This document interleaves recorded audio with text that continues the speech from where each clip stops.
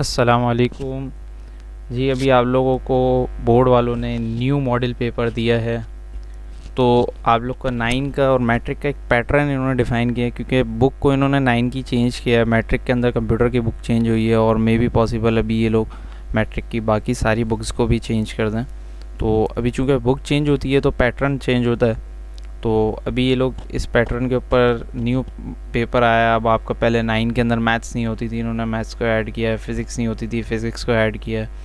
और मैट्रिक में ऐसी केमिस्ट्री नहीं होती थी तो केमिस्ट्री को उधर लेके गए, कंप्यूटर को उधर लेके गए, बायोलॉजी को उधर लेके गए। तो मुख्तलिफ़ सब्जेक्ट्स को इन लोगों ने आगे पीछे किया है। न्यू कोर्स लेकर आए जो कि बहुत अच्छी बात है। दे रहा है दुरुस्त है, अच्छी बुक लेकर आए ये लोग। तो बहरहाल अब चलते हैं। आइए मैं आज आपको समझाता हूँ कि ये लोग किस पैटर्न के ऊपर इन्होंने बनाया। 40% इन्होंने आपको MCQs दिए हैं, 40% आपके शॉर्ट क्वेश्चन आंसर्स हैं और ऐसे ही लॉन्ग जो हैं आपके 20% हैं। अच्छा बहरहाल, अब मैं आपको सबसे पहले मैथ्स, फिज़िक्स, केमिस्ट्री और कंप्यूटर के बारे में समझा दूंगा, क्योंकि अमूमन बच्चों को मैथ्स, फिज़िक्स, केमिस्ट्री वगैरह में ही इशू होता है। क्योंकि अमूमन बच्चे उन पेपर्स को समझने में काफ़ी टाइम लगता है कि पेपर किस पैटर्न पे आया, किस मेथड पे आया, उसको करना कैसे है। क्योंकि जब फर्स्ट टाइम होता है आपका बोर्ड में तो अमूमन बच्चे जाके थोड़ा घबरा जाते हैं, डरे हुए होते हैं कि होगा कैसे, क्या होगा, क्यों होगा, कैसे होगा। और इसमें बहुत ज़्यादा टाइम वो निकाल देते हैं, ख़ास करके पहले दूसरे पेपर में। फिर बाकी आगे आदत पड़ जाती है देखने की, समझ आ जाता है कि पेपर कैसा आया, किस पैटर्न पे आया। तो पहले मैं आपको chemistry, computer, physics, maths, biology समझा देता हूँ। फिर मैं इंग्लिश, उर्दू, इस्लामियात आपको रिमेनिंग करवाता हूँ। तो चलें आप हम लोग चलते हैं पहले केमिस्ट्री की तरफ, जो 5 to 7 पे है। तो केमिस्ट्री में इन लोगों ने सबसे पहले आपको दिए हैं तकरीबन 11 सवाल दिए हैं शॉर्ट के अंदर। MCQs दिए होंगे आपको 24 MCQs होंगे। हर MCQs 1 नंबर का होगा। मतलब अगर 40% कोई बच्चा MCQs अटैम्प्ट कर रहा है और उसी को वो सही से प्रॉपरली कर ले तो तकरीबन उसका पेपर ऐसे ही पास हो गया।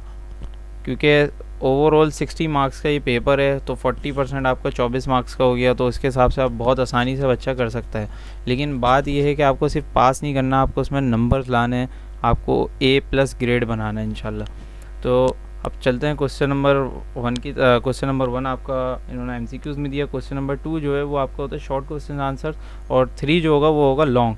तो शॉर्ट में इन लोगों ने आपको 11 सवाल दिए हैं, जिसमें से बोलना है आंसर एनी 8। तो 11 में से 8 के जवाब देने हैं। सॉरी, 13 सवाल दिए हैं, 13 में से आपको 8 के जवाब देने हैं। नॉट बैड, बहुत आसान पेपर है। सबसे पहले आपको दिया है write down difference between polar compound and non polar compound, बहुत आसान है। फिर सेकंड पे एलोट्रॉपी आपको दिया है, सॉल्युबिलिटी दिया है। ये सब बहुत शॉर्ट बुक है, 8-9 चैप्टर्स हैं, बहुत आसान है, आराम से आप लोग कर लेंगे इंशाल्लाह। फिर इक्वेशन बैलेंसिंग सबसे आसान है, और मैं आप सबको यही रिकमेंड करूँगा कि सबसे पहले इक्वेशन बैलेंसिंग और न्यूमेरिकल्स को अटैम्प्ट करेगा, क्योंकि ये कम वक्त लेते हैं और बहुत आसानी से हो जाते हैं अगर आपकी प्रैक्टिस है। अगर प्रैक्टिस नहीं है तो फिर रट्टू तोती की तरह आपको अपना काम चलाना पड़ेगा। इक्वेशन बैलेंसिंग बहुत आसान है कि KI और CL दिया है, तो आप इधर KCL के साथ यहाँ पे इस साइड पे 2 लगाएंगे और इधर KI के साथ 2 लगाएंगे जस्ट, ठीक है। फिर ऐसे ही यहाँ पर आपको CaCO3 दिया हुआ है, HCl दिया हुआ है, इसको भी आसानी से बैलेंस हो जाएगा C। और यहाँ पे COO2 दिया हुआ है, यहाँ पे 2 लगाना है, CO के बराबर में 2 लगाना है, कार्बन मोनोऑक्साइड के बराबर में, आराम से ये भी बैलेंस हो जाएगा। फिर ऊपर की तरफ भी अगर आप चलें देख लें, यहाँ पे ये भी। अब आ जाते हैं हम लोग छठा सवाल आयोनाइजेशन दिया हुआ है, ग्रुप्स एंड पीरियड्स दिया हुआ है। ये आपका पीरियोडिक टेबल वाला ही चैप्टर जो है उसके अंदर पीरियोडिसिटी आई थिंक होएगा इस बार न्यू बुक के अंदर। तो आप उसमें ये पूरा सवाल का आएगा। Atomic number, atomic mass, isotopes, बहुत आसान डेफिनेशन हैं। फिर 8वां सवाल पे आ जाते हैं। 8वें सवाल पे आ जाते हैं। 8वां सवाल बोल रहा है 3 प्रॉपर्टीज़ ऑफ कनालेस। 9वां सवाल हेलोजेंस है। फिर right names and symbols of halogens. फिर 10वां देख लेते हैं, ऑक्सीडेशन और रिडक्शन दिया हुआ है। 11वें के अंदर ग्लूकोज, हाइड्रोजन पर ऑक्साइड, बेंजीन। फिर आपको 12वां 13वां इन लोगों ने न्यूमेरिकल्स दिए हुए हैं। अच्छा, इनके अंदर आपने सबसे पहले एक चीज़ का ध्यान ये रखना है कि जब पेपर आए कम से कम 5 मिनट उसको बहुत आसानी से रीड करें, सुकून से आराम से देखें पूरे पेपर को कि पेपर आया कैसे है, किस पैटर्न पे, किस मेथड पे। और ये जो पेपर होता है मॉडल पेपर, ये बहुत इम्पोर्टेंट होता है आपके लिए। इसको आपने बहुत देख के करना होता है, बहुत समझ के करना होता है। और इसको अगर आपने पूरी तरीके से कर लिया तो इंशाल्लाह आपको 40% पेपर इसी में से या 30% पेपर इसमें से ही देंगे, क्योंकि अभी बुक चेंज हुई है, फिर पैटर्न चेंज हुआ है, बहुत सारी चीज़ें चेंज हुई हैं, तो आसान पेपर बनाया जाएगा, जो कि आप लोग के लिए एक पॉजिटिव साइड है। और आप लोग अगर इसको बहुत तमीज़ से, बहुत ईमानदारी के साथ अगर आप इसकी प्रैक्टिस कर लेंगे तो इंशाल्लाह आपका A+ आराम से बन जाएगा। आइए फिर लॉन्ग की तरफ देख लेते हैं।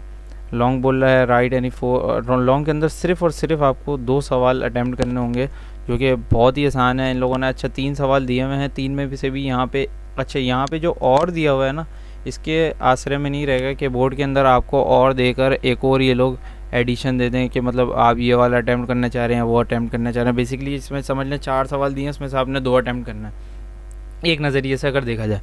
लेकिन आपको इस आश्रय में नहीं जाना कि ये लोग ऐसे ही देंगे और आपने कोई सा भी अटैम्प्ट कर लेना। लॉन्ग जो है इस बार इन लोगों ने, दिखने के तो वो लॉन्ग हैं लेकिन वो इतने लॉन्ग नहीं है, बहुत शॉर्ट सवाल हैं। अच्छा जी, अब आ जाते हैं हम लोग कंप्यूटर की तरफ। कंप्यूटर में भी वही आपको 3 घंटे का टाइम दिया है, बहुत आसान है। फिर से वही 24 नंबर के आपके MCQs हैं और 24 नंबर का शॉर्ट है और 12 नंबर का लॉन्ग सेक्शन है। अगेन बहुत आसान है ये भी। What is motherboard, what are the its components. Motherboard और इसके कंपोनेंट्स आपने डिफ़ाइन करना है। कंपाइलर और असेंबलर बहुत आसान है ये भी। इंस्टॉल एंटीवायरसेस, ये आपको बुक के अंदर इन लोगों ने दिया हुआ है। एंटीवायरसेस इसका पूरा एक मेथड है कि किस तरीके से इंस्टॉल होगा, उसी मेथड पे आपको लिखना होगा। आप बाहर का लिख दें तो कोई इशू नहीं होता है, लेकिन समटाइम्स ऐसा होता है कि बहुत सारे जो चेकर्स होते हैं वो इशू बनाते हैं कि भाई जो बुक में दिया आपने वो लिखना, तो कोशिश ये करेगा बुक वाला ही लिखें।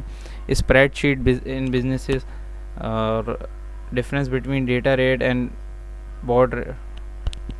फिर इसके बाद आपको इन लोगों ने दिया है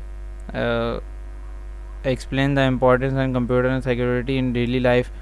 डेली लाइफ ये तो बस एक समझ लें एक ऐसे ही की तरह है आपके लिए, importance of computer security in daily life वगैरह। मतलब आप जैसे चाहे उसको डिफ़ाइन करते हैं। भाई कंप्यूटर सिक्योरिटी, एंटीवायरसेस, बहुत सारी चीज़ें होती हैं, इसके ऊपर आप लिख सकते हैं। वेब होस्टिंग वगैरह, जैसे 8वें सवाल। अब 8वें सवाल की तरफ देखते हैं। Difference between web hosting and web server. Discuss important ERD business. Artificial intelligence with one example. Artificial intelligence सबको पता है कि क्या चीज़ होती है।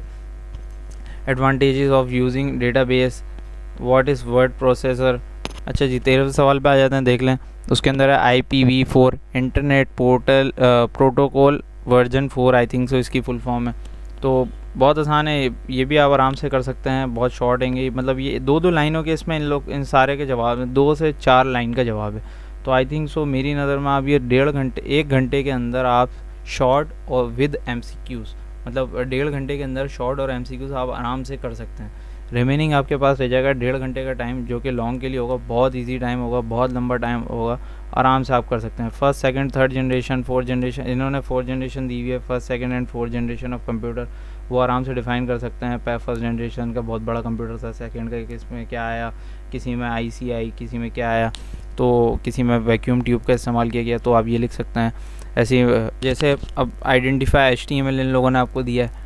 HTML जैसे वेब होस्टिंग वगैरह जैसे आपकी थी, वेब डिज़ाइन, उसके अंदर हम लोग एक पैड वगैरह यूज़ करते थे। ये HTML वही है, हेलो वर्ल्ड जैसे लिखते हैं आप इसके अंदर, तो हेलो वर्ल्ड वगैरह लिखें, बहुत आसान है। और जैसे मैट्रिक में आप जाएंगे तो आपको C++ वगैरह उसमें आएगा, लेकिन 9 के अंदर HTML का यूज़ किए सिखाया गया। बहरहाल अब चलते हैं फ़िज़िक्स की तरफ।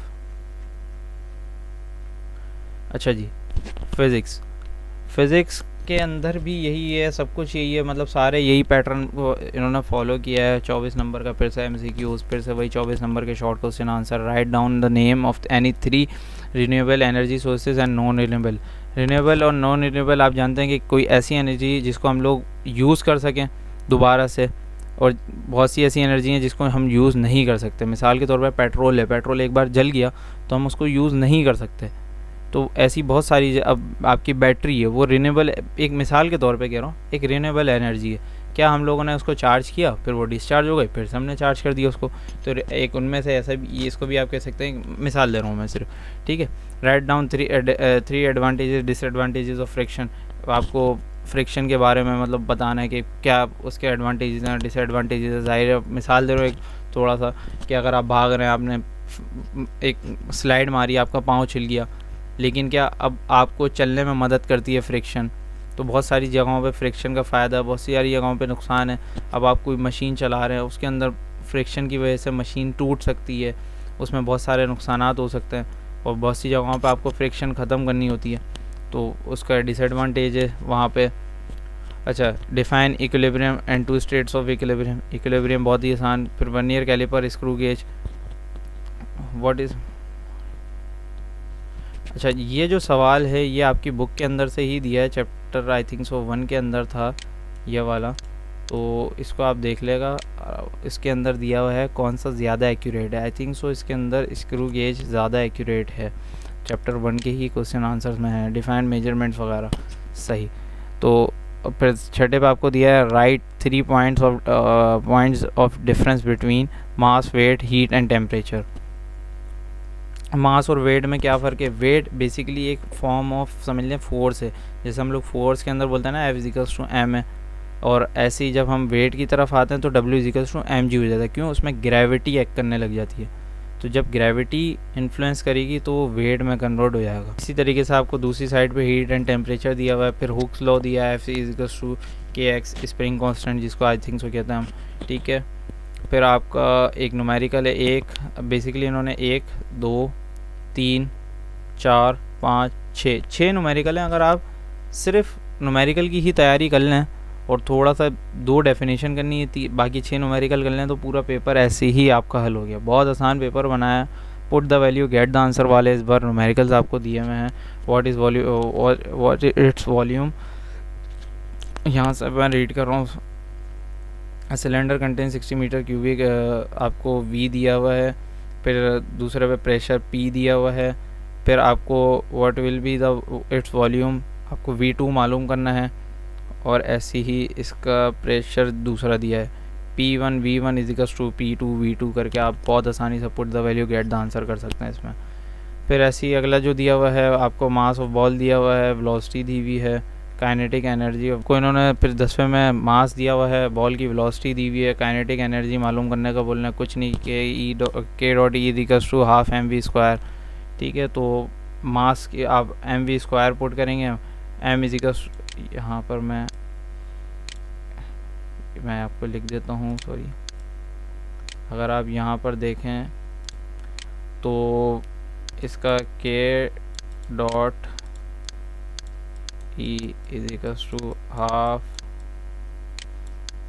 mv²। ये एक सिंपल सा फॉर्मूला है, यही पुट करेंगे, put the value get the answer इसका। तो ये भी काफ़ी आसान है, आराम से आप इंशाल्लाह कर लेंगे।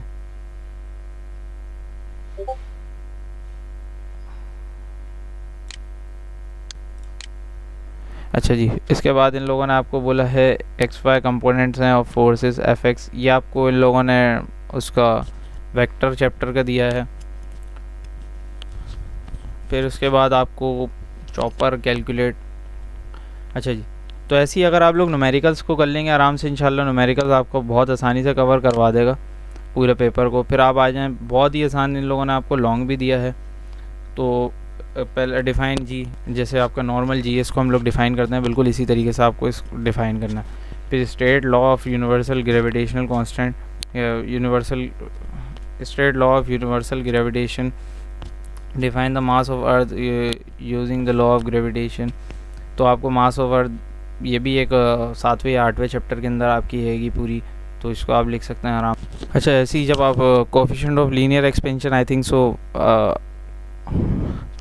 फिर ऐसी 16वां सवाल आपको दिया कोएफिशिएंट ऑफ लीनियर एक्सपेंशन, वो आई थिंक सो होता है delta L = alpha, sorry alpha गलत बन गया, अल्फ़ा L डेल्टा T। तो ये आपका कोएफिशिएंट ऑफ लीनियर एक्सपेंशन होता है, और ऐसे ही आपका मतलब ये पूरा पेपर कवर हो जाएगा। आई थिंक सो ये भी पेपर आपका 3 घंटे के अंदर, 2.5 घंटे में ही होने वाला पेपर है। फिर अब आ जाते हैं हम लोग अगले सवाल की तरफ। ये आपका प्रैक्टिकल है। अब आ जाए मैथ्स की तरफ। मैथ्स का जितना इन लोगों ने शॉर्ट पेपर बनाया आई थिंक सो, मतलब इतना शॉर्ट पेपर। अब मैथ्स की तरफ आते हैं। मैथ्स के अंदर भी इन लोगों ने आपको वही दिया हुआ, वही पैटर्न है, लेकिन मैथ्स के अंदर आपको थोड़े से इसमें ज़्यादा नंबर इन लोगों ने रखे हैं। 75 नंबर का है। ये आपकी परसेंटेज को डायरेक्टली ठक करके शूट मारेगा। अगर आप सही से इसको करें। 30 नंबर के MCQs दिए हैं, 30 नंबर के शॉर्ट दिए हैं, और शॉर्ट में मज़े की बात यह है कि 6 अटैम्प्ट करने हैं, जिसमें से 5 नंबर का एक सवाल है। तो बहुत ही छोटा किस्म का पेपर बनाया, बहुत ही आसान पेपर बनाया, बहुत आराम से कर सकते हैं ये पेपर इंशाल्लाह। सबसे पहले आपको दिया है जो कि आपके फर्स्ट चैप्टर से दिया है, रियल पार्ट, इमेजनरी पार्ट के जो होते हैं आई वगैरह जैसे। फिर आपको लॉगरिथम का दिया है, ये भी एक आसान सवाल है। फिर आपको ए क्यूब माइनस बी क्यूब, ये भी बहुत शॉर्ट सवाल है। फैक्टर्स ऑफ थ्योरम, बहुत ही शॉर्ट है ये भी सवाल। फिर इन्होंने आपको वैल्यू ऑफ m का दिया है। फिर उसके बाद find the solution of equation, ये चैप्टर 5 का है। फिर quadratic formula, put the value, get the answer, बहुत ही आसान सवाल है इसका भी। और फिर उसके बाद ये आपको पैरेललोग्राम दिया है, और दूसरी साइड पे आपको कंस्ट्रक्शन ऑफ ट्राइंगल दिया है। ये ट्राइंगल का example number I think so 2 होगी, तो इसको ज़रा एक बार देख लेगा। एग्जाम्पल्स में से आपको ये दिया है, और बहुत ही शॉर्ट पेपर बनाया है ये। अच्छा, तो अब क्वेश्चन 9 में आपके ऊपर चॉइस है। अगर जैसे इन लोग और करके ये लोग दे दें कि 2 में से कौन सा अटैम्प्ट करना चाह रहे हैं, तो मैं आपको ट्राइंगल वाला ही बोलूँगा कि आप ये वाला ट्राइंगल वाला अटैम्प्ट करें जिसमें मैंने टिक किया हुआ है। बाकी बहरहाल 11 सवाल इसमें से दिए हैं, 11 में से 6 अटैम्प्ट करने हैं, बहुत ही आसान है। लाइन सेगमेंट ये आपके इसके अंदर। अब इसके बाद इन लोगों ने आपको एक थ्योरम दे दिया है। फिर आ जाए लॉन्ग की तरफ। लॉन्ग इन लोगों ने 2 अटैम्प्ट करने का कहा है, और मज़े की बात ये फैक्टराइजेशन के अंदर, फैक्टर्स जो आपको फैक्टराइजेशन के करने होते हैं, उनमें से भी आपको 6 सवाल दिए, 5 सवाल दिए, उनमें से आपको 3 करना है, तो ये भी बहुत ही आसान है। तो शॉर्ट सवाल है, मतलब ये 2 लाइनों का ये भी जवाब है, ये भी 2 लाइनों का 3, ये मतलब 4-4 लाइनों के 5-5 लाइनों के जवाब हैं, बहुत आसान है। फिर इधर आपको ग्राफ दे दिया, ग्राफ तो बहुत ही आराम से आप ठक करके put the value get the answer आप कर लेंगे। फिर ये आपको इन्होंने थ्योरम दे दिया, ये भी आसान है।